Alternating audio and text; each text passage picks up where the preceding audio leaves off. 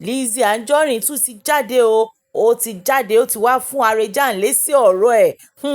Eléyìí tún lékenkà, ó lágbára. Ẹ bá mi wo fídíò yìí, bẹ́ ṣe ń wò ẹ jọ̀wọ́ ẹ make sure pé ẹ subscribe. Ẹ̀yin tí ẹ bá tẹ̀ sí tẹ notification button yín, ẹ make sure pé ẹ tẹ̀ so that tí bá ti ń drop new video, ẹ máa rí lẹ́sẹ̀kẹsẹ̀. Kò ná yín extra owó, kò ná yín extra data. Ẹ ṣé púpọ̀. Guys, how are you? It's been a very long journey. I mean, jewelry. Wow. Me, not to pay me jewelry. It's been a very long journey. Ṣé dáadáa ni mo bá yín? Ẹ pẹ̀lẹ́. Èwo nínú yín ló bá mi rí ibi tí wọ́n ti ń ta gálọ̀nù gogoro. Mo need 25 litres. Mary. Méjì ni mo sọ fún yín lánàá pé mo need. But ẹ má bínú, mẹ́rin ni mo need. Ṣé ìdá òkè ní iṣẹ́ wà? Èwo nínú yín? Ẹ má bínú ẹ jọ̀ọ́. Fẹ́ clean camera mi. Èwo nínú yín ló bá mi rí ibi náà ti ń ta gálọ̀nù òróró, gálọ̀nù gogoro. Ṣé ìdá? Mo ní ìdí gálọ̀nù gogoro 4. Àgbé 2 fún Lánre. Àgbé 2 fún Harejan.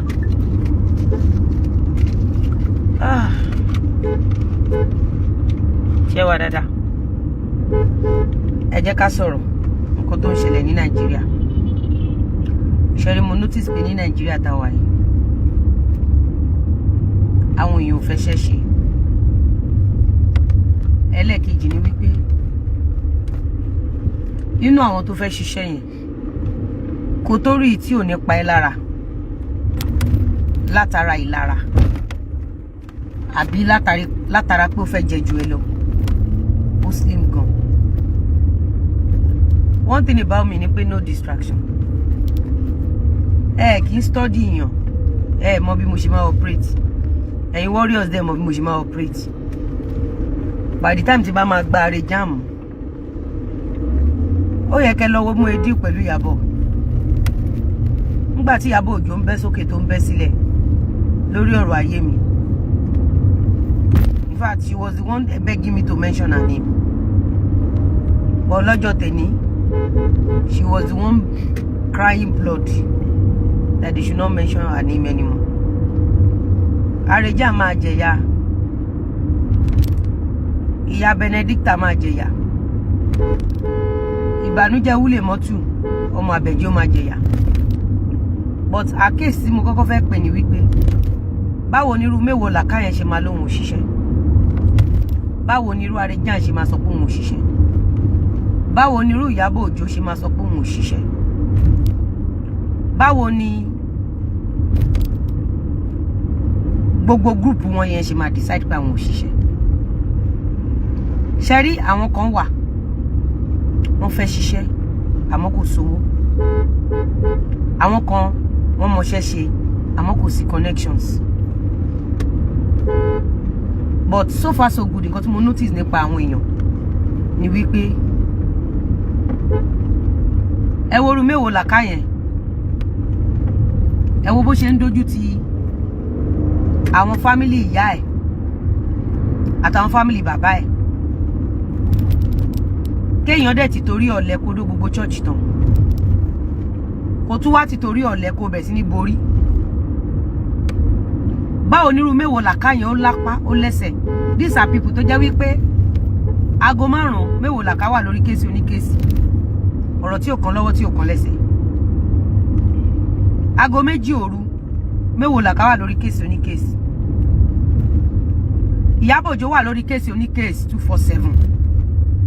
Tá máa gba wájú, tá máa gbẹ̀yìn. Ẹ̀yin tẹ́ wo show wa lálẹ́ àná. Ẹ rí fídíò tá play. Ẹ rí bí Ọlọ́run ṣe tú àṣírí Ìyábọ̀ Alice. Ọmọ Olúbùnmi fẹ́ túgà tí ọ̀run ti fi kú ọmọ dá lóró. Ẹ rí bí Ọlọ́run ṣe tú àṣírí ẹ̀. Ṣé mọ̀ pé gbólóhùn kan wà tí mo sọ fún yín pé bàbá Mohbad àti ìyàwó Mohbad ò ní jà ti tẹ́lẹ̀. Mo dẹ̀ sọ fún yín láti lẹ̀ mo ní pé Naira Marley kọ́ ló pa Mohbad. Amadébẹ̀ ìyẹn kọ́ ni mo wá sọ ń sìn. Tí n bá dé section kéèsì Ìyábọ̀ ẹ máa mọ̀. But ẹ jẹ́ kí n sọ ọ̀rọ̀ kékeré fún yín. Ẹ jẹ́ kí n sọ ìtàn kékeré fún yín. Lókè ẹ jẹ́ kí n bóyá máa rí Instagram mi. Ṣé rí bẹ́ẹ̀ ṣe ń wò mí yìí? Aago mélòó ni a wà léni? A wà ní 1:30. Ẹ wo nǹkan tí mo jẹ. Nǹkan tí mo jẹ léléni. Tẹ́ bá wo lips mi, ẹ jẹ́ kí n lo lip gloss. Mo rántí pé mo fi lip gloss kan sí nígbà kan.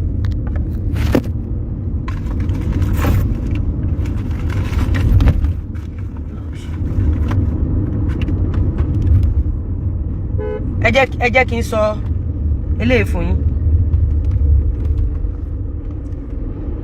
Ẹ jẹ́ kí n sọ eléyìí fún yín. Mo ń bọ̀.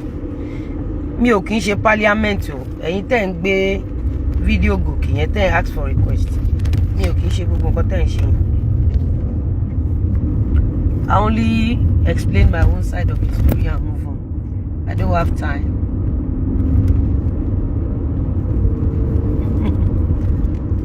Ẹ jẹ́ kí n mi ìrántí lo earring gan.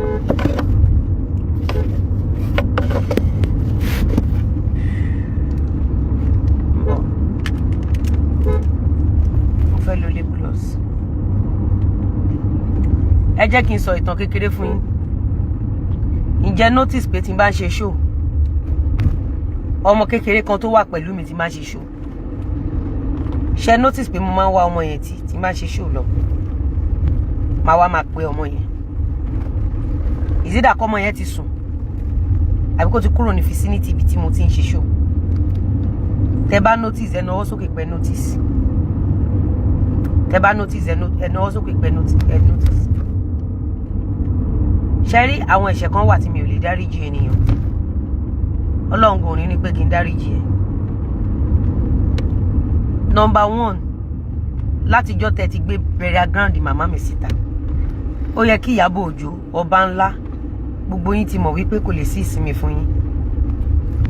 Ẹ máa fẹ̀mí yín, ẹ máa fi pay fún ẹ̀ṣẹ̀ tẹ̀ṣẹ̀ yẹn.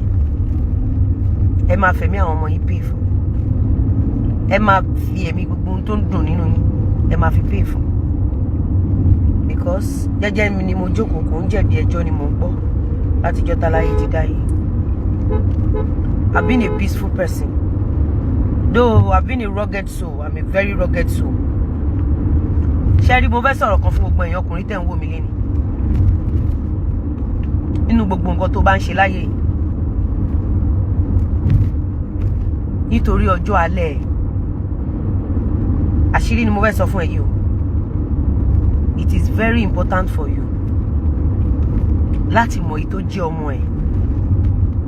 Ẹ̀yin obìnrin tẹ́ wà lórí platform ẹ má bínú. Gbogbo ẹ̀yin obìnrin tẹ́ wà lórí platform ẹ má bínú. Ẹ má bínú. Wọ́n ní ojú ẹni láti máa kú sí ẹni. O ò lè rí ọmọ tó jẹ́ biological child ẹ kó dájú ẹ àbí kó yẹ lórí burúkú ọmọ. O ò lè rí ọmọ tó jẹ́ biological child ẹ. Tó bá rí ọmọ bíbí inú ẹ tó bá dájú, ẹ má bínú mo fẹ́ lo gloss. Mi tí mọ̀ mi.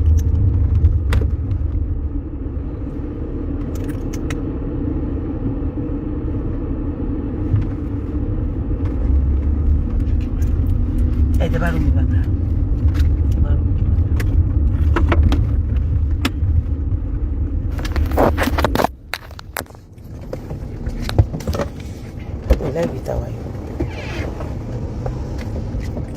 Ọmọ bíbí inú ẹ tó máa dájú ẹ kò tí sí. Tó bá rí ọmọ bíbí inú ẹ tó bá dájú ẹ, ọmọ ìyá mi, there is something fishing somewhere. Then sori tó bá dàgbà, tó bá bímọ, ọmọ tó bá máa láàánú ẹ àti kékeré ló ti máa mọ̀. ọmọ tó máa pa ẹ́ àti kékeré ló ti máa mọ̀. Ọmọ tó máa jẹ́yàn àti kékeré ló ti máa mọ̀. Ọmọ tí ò ní dáa fún àti kékeré ló ti máa mọ̀. Am I communicating? God bless you. Ẹ bá mi já sticker rẹ̀. Ẹ gbádùn ọ̀rọ̀ tí mo sọ fún yín. Ṣẹ́rí tẹ́ bá wo ìgbésí ayé Harejan.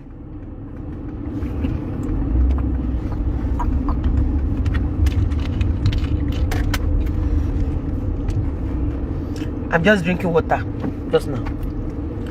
Tẹ́ bá wo ìgbésí ayé Harejan.